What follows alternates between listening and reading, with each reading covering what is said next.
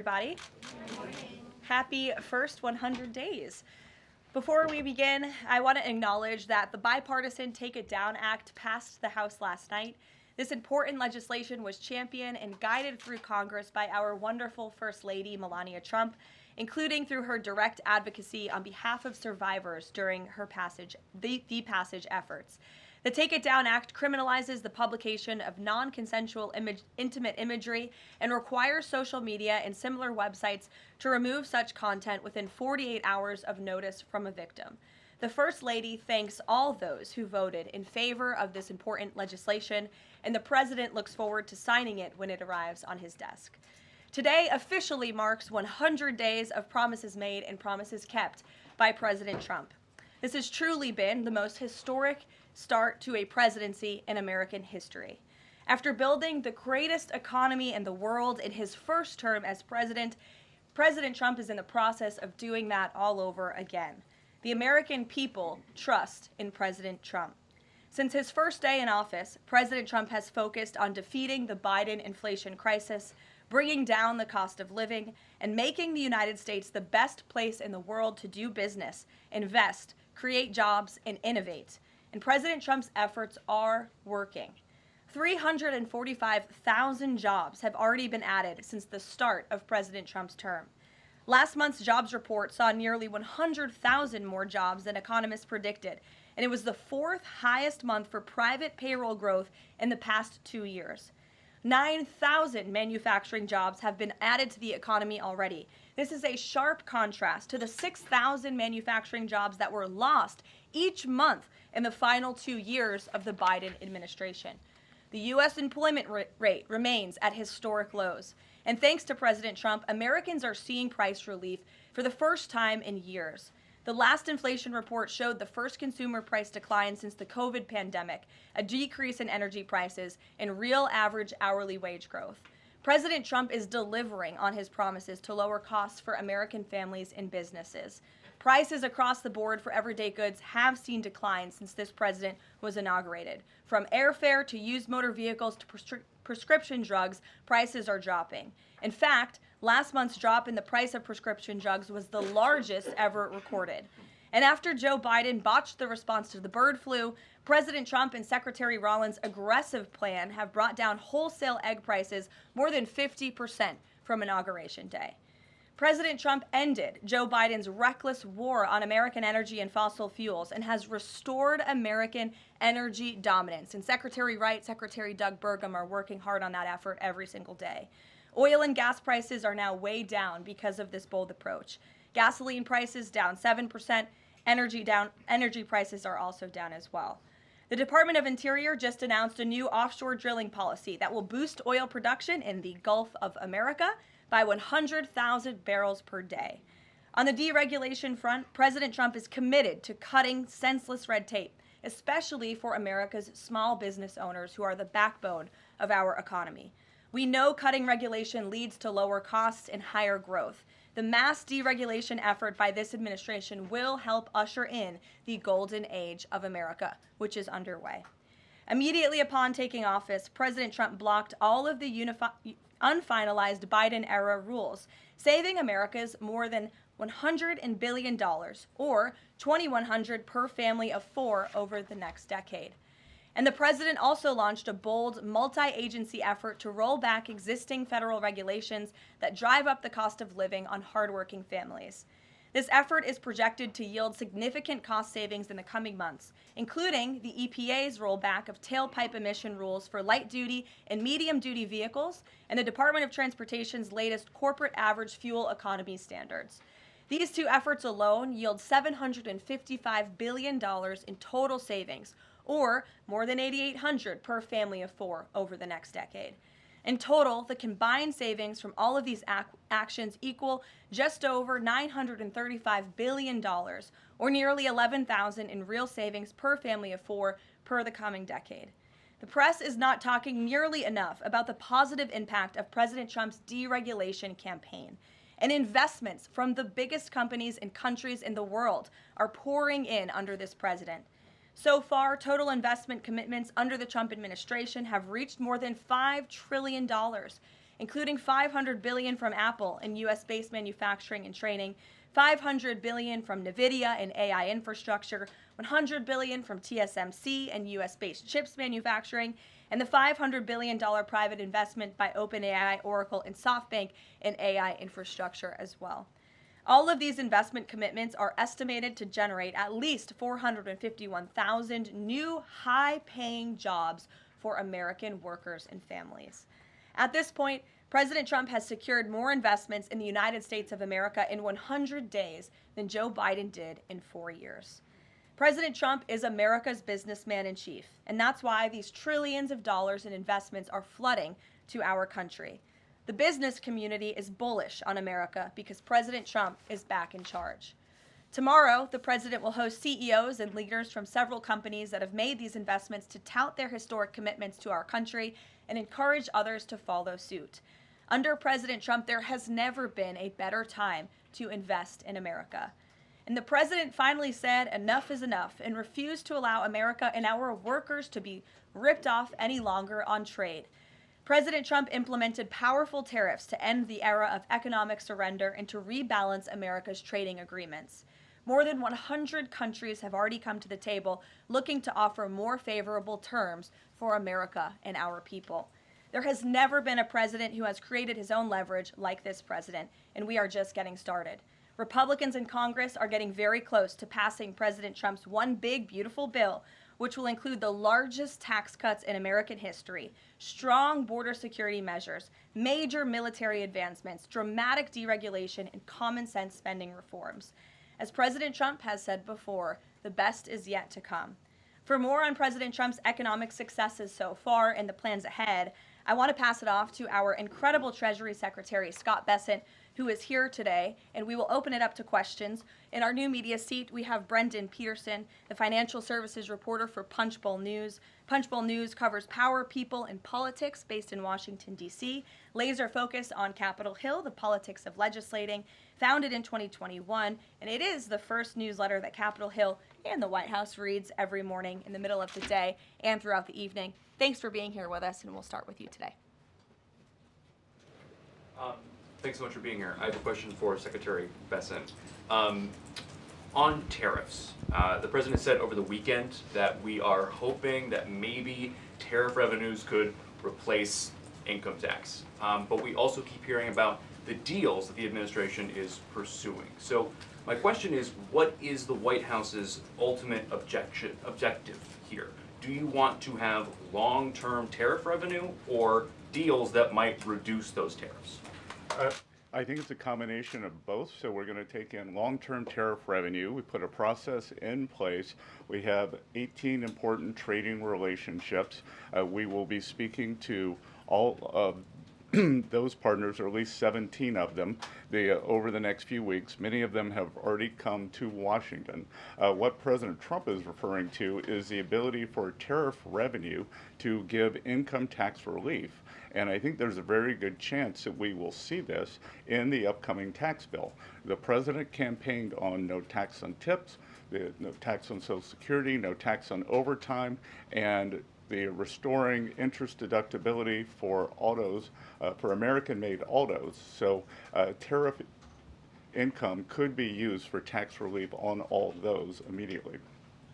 So you think that there is a role for significant tariff revenue in U.S. fiscal policy? I think that it is something that got put away a long time ago, and I think that tariffs will bring back American manufacturing and generate substantial revenues. On manufacturing, we've seen some pretty grisly surveys this month from the Philly Fed, which saw the biggest drop since May of 2020, and the Dallas Fed, similar plunging outlook, poor shipping orders. What are American manufacturers not understanding about your push for onshoring in the U.S.? Well, I think I was in the investment business 35 years, and I learned to ignore the survey data and look at the actual data, and the actual data has been quite good. The job data is good. Americans keep spending. And as Karoline said, we have these incredible commitments to bring manufacturing back on shore with record investment by domestic corporations and foreigners who want to come into the U.S. Thank you so much, Karoline. Thank you, Mr. Secretary. The Chinese continue to say that the U.S. and China are not engaged in any consultation or negotiation on tariffs. You recently said you've talked to your counterpart, but more about, quote, traditional things like financial stability. So can you clarify, is the administration talking to Beijing specifically about tariffs or not? Well, we're not going to talk about who's talking to whom, but I think that, over time we will see that the Chinese tariffs are unsustainable for China. I've seen some very large numbers over the past few days that show if these numbers stay on, Chinese could lose 10 million jobs very quickly, and even if there is a drop in the tariffs, that they could lose 5 million jobs. So remember that we are the deficit country. They sell almost 5 times more goods to us than we sell to them. So the onus will be on them to take off these tariffs. They're unsustainable for them. And they are saying you guys are not talking about it. So is that true? Look, they have a different form of government. They're playing to a different audience. So I'm not going to get into the nitty-gritty again of who's talking to whom. But as I said, I believe for the Chinese, these tariffs are unsustainable. And very quickly, 2 days ago, you said you didn't know if President Trump had spoken to Xi Jinping. Do you know now? Again, I would say Karoline and I have a lot of jobs around the White House. Running the switchboard isn't one of them. Bloomberg, go ahead. Secretary Bessent, thank you so much for being here this morning. You've talked about the importance of giving investors certainty when it comes to the market, yet the Trump administration is continuing to negotiate several complex trade deals in a very sort of compressed time frame. When do you expect you'll be able to give the market some certainty around those deals? Do you have a deadline? Is it the 90-day pause? What are we looking at here? Good question. And I think one thing that has been a little disconcerting for the markets is, President Trump creates what I would call strategic uncertainty in the negotiations. So he is more concerned about getting the best possible trade deals for the American people. We had 4 years of bad deals for decades of unfair trading, and we are going to unwind those and make them fair. What we are doing is we've created a process. I think the aperture of uncertainty will be narrowing, and as we start moving forward announcing deals, then there will be certainty. But certainty is not necessarily a good thing in negotiating. Mr. Secretary, last night there were reports on the administration sort of walking back a little bit on the auto tariffs. Can you sort of just elaborate on that decision there and what we can expect going forward, and why sort of the shift in those auto tariffs? Well, President Trump has had meetings with both domestic and foreign auto producers, and he's committed to bringing back auto production to the U.S. So we want to give the automakers a path to do that quickly, efficiently, and create as many jobs as possible. Jasmine.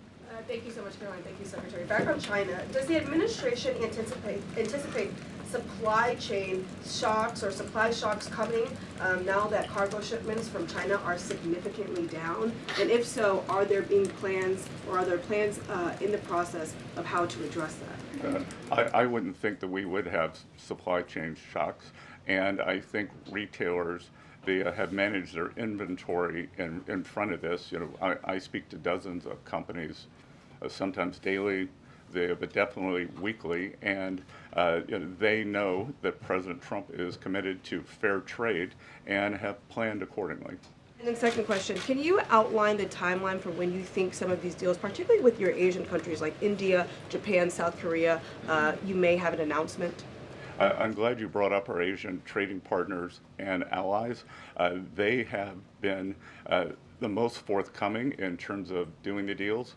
As I mentioned, Vice President Vance was in India last week.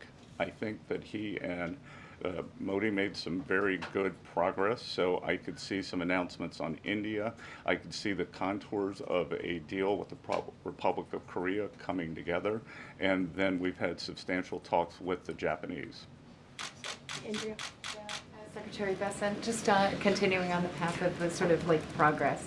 You said yesterday, I think, that it was could happen as early as this week or possibly next week. Can you give us a bit of a timetable? And then I wanted to ask about South Korea specifically. They've said that they probably won't be able to make a comprehensive deal until early July because of their elections. Japan also has elections.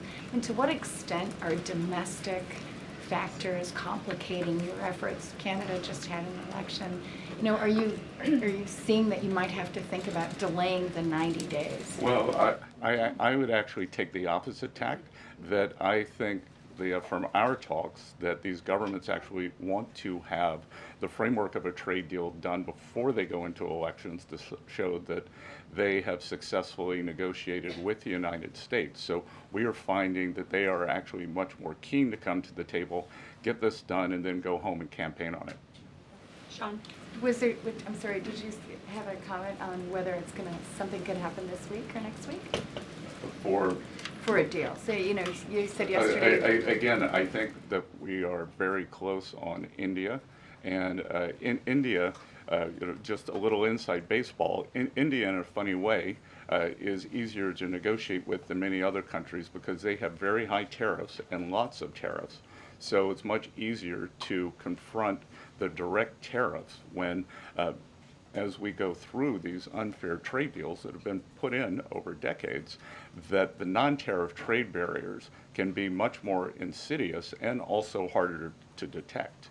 So a country like India, which has the posted and ready tariffs, it's much easier to negotiate with them. So I think the India negotiations are moving well. Sean, go Hi, Mr. Secretary. So it was reported this morning that Amazon will soon display a little number next to the price of each product that shows how much the Trump tariffs are adding to the cost of each product. So isn't that a perfect crystal clear demonstration that it's the American consumer and not China who is going to have to pay for these policies? I will take this since I just got off the phone with the president about Amazon's announcement. This is a hostile and political act by Amazon. Why didn't Amazon do this when the Biden administration hiked inflation to the highest level in 40 years? And I would also add that it's not a surprise because, as Reuters recently wrote, Amazon has partnered with a Chinese propaganda arm. So this is another reason why Americans should buy American. It's another reason why we are onshoring critical supply chains here at home to shore up our own critical supply chain and boost our own manufacturing here. Is Jeff Bezos still a Trump supporter? Look, I will not speak to the president's relationships with Jeff Bezos, but I will tell you that this is certainly a hostile and political action by Amazon. And Secretary, if you have anything to add. Yeah, I would also add that the bringing down the terrible Biden inflation has been a priority for the first 100 days of the Trump administration, and President Trump has done a great job of leading that since January 20th.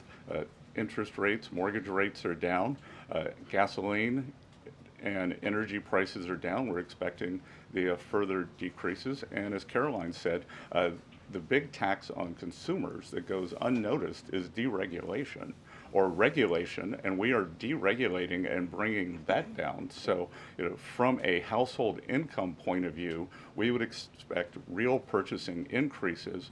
We've seen them over the first 100 days, and we would expect that to accelerate. We are doing peace deals, trade deals, tax deals, and deregulating. And the deregulation is a longer lead time, but I think by the third and fourth quarters, that's really going to kick in. Kelly, go ahead. Thank you, Caroline. A question for you and Secretary Bessent. We talk a lot about volatility and uncertainty in the marketplace, and the president has stated all along that he's more concerned about mainstream America, the American worker. You just talked about deregulation and this entire fair trade and reciprocals. What is your message to the American people in terms of letting them get through this disturbance and the outcome being greater and a greater good for the American worker, the American people, the American families? I would say trust in President Trump. There's a reason he was reelected to this office. It's because of the historic success of his economic formula in the first term, and as I laid out at the beginning of the briefing and the Secretary has talked about and the President talks about every day, there's a proven formula that works. Massive deregulation, energy independence, and tax cuts, which are coming. And the Secretary is working very hard on that with our counterparts on Capitol Hill. If you want to talk about that, that's a huge deal to put more money back into the pockets of hardworking Americans. As for the fair trade deals the President is trying to negotiate, he's not just righting the wrong of the mess that he inherited from the past 4 years of the Biden administration. This is a mess that has been created for the past 4 decades that has sold out the middle class, that has moved jobs overseas. You think about our heartland, middle America, what towns used to look like, what they look like today. President Trump wants to restore the golden age, and it's a process to do that, and that process is underway, but he's put together a fantastic trade team. Secretary Bessent, Secretary Lutnick, Jamieson Greer, all working incredibly hard on this effort 24/7, but tax cuts are coming, and that's key, and Mr. Secretary, why don't you talk a little bit about that? Yep. So it's really a three-legged stool in the economic policy. It's trade, it's tax, and it's deregulation. So we are in the midst of addressing, as Karoline said, these long-term trade imbalances. The tax bill is going much better than I would have thought when I took office on January 28th, and that's through President Trump's leadership. That Speaker Johnson, Leader Thune are united. Speaker Johnson, we had a very good meeting yesterday with somebody called the Big Six, NEC Director Kevin Hassett, myself, Speaker Johnson, Leader Thune, Committee Chairman Jason Smith, and Senator Crapo. And the tax bill is moving forward. It is going to give permanence to the 2017 Tax Cuts and Job Act, which will, back to the question on certainty, it will give American business certainty, it will give American people certainty, and then President Trump is also adding the things for working Americans that is talked about earlier: no tax on tips, no tax on overtime, no tax on Social Security, making auto payments deductible. So that will substantially address the affordability crisis. And the other thing that I would note, and back to data, is that the Vanguard, one of the largest money management firms in America, said that over the past 100 days, 97% of Americans haven't done a trade, and in fact, individual investors have held tight while institutional investors have panicked. So individual investors trust, investors trust President Trump. Megan, in the back. Thank you both. Can you detail for us exactly what we should expect as far as relief on the auto tariffs front? And then further, Mr. Secretary, should we expect other industries to also get relief the way we've now seen for auto and tech as well? I'm not going to go into the details of the auto tariff relief, but I can tell you that it will go substantially toward reshoring American auto manufacturing. And again, the goal here is to bring back the high quality industrial jobs to the U.S. President Trump is interested in the jobs of the future, not the jobs of the past. We don't need to necessarily have a booming textile industry like where I grew up again, but we do want to have precision manufacturing and bring that back. And another important, very important function of this that does not get talked about enough is national security. President Trump, his overriding the concern and belief is that economic security is national security is economic security. And we saw during COVID that our supply chains got cut off. And we need to bring back a lot of those supply chains, whether it's in semiconductors, medicines, the steel, and we have to onshore those. So it's a combination of making trade free and fair and remedying this gaping national security hole that he was left with. If I could on China. I would just add, Megan, the President will sign the executive order on auto tariffs later today, and we will release it as we always do. Go ahead. Secretary, any updates on the negotiation with the European Union, and is it hard to negotiate with the European Union? Pardon? Do you have any updates on the negotiation with the European Union? I'm more involved in the Asian negotiations. My observation would be, goes all the way back to Henry Kissinger's statement, when I call Europe, who do I call? So we're negotiating with a lot of different interests. Some of the European countries have put on an unfair digital service tax on our big internet provider. France and Italy, other countries, Germany and Poland, don't have that. So we want to see that unfair tax of one of America's great industries removed. So it's going to be a give and take.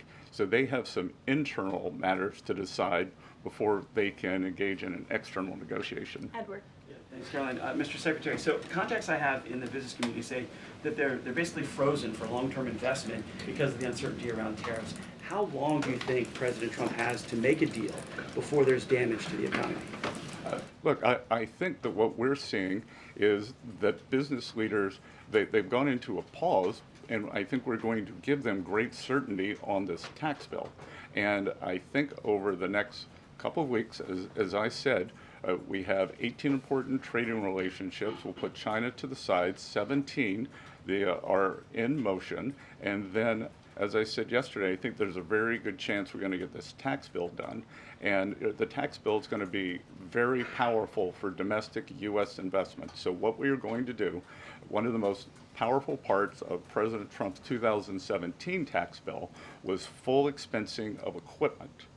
We are going to make that, as President Trump said in his speech to Congress, that will be retroactive to January 20th. The other thing that we are looking to add is full expensing for factories. So bring your factory back. You can fully expense the equipment and the building. We will couple that with deregulation, cheap energy, and regulatory certainty, and that will continue to make the U.S. the greatest destination for domestic and foreign investment. And the president, well, if I can follow, just the president said that world leaders would like to meet with him in Rome, in Vatican City, about trade. Other than President Zelensky, who did the president meet with, and about trade, and when could we get some of those deals? The president met with President Zelensky, as you know, which we talked about, and the president continues to be engaged with his fellow fellow leaders around the world in the European Union. You've seen many of them visit the White House. I want to harp on, in closing, the point the Secretary just made. On the campaign trail, the president promised the American public that he was going to make America the best country in the world to do business again. The lowest taxes, lowest regulation, lowest energy costs of anywhere in the world. And if you do business in the United States, you won't pay a tariff, you won't pay a price. That's not just good for companies around the world, but it's good for the American worker.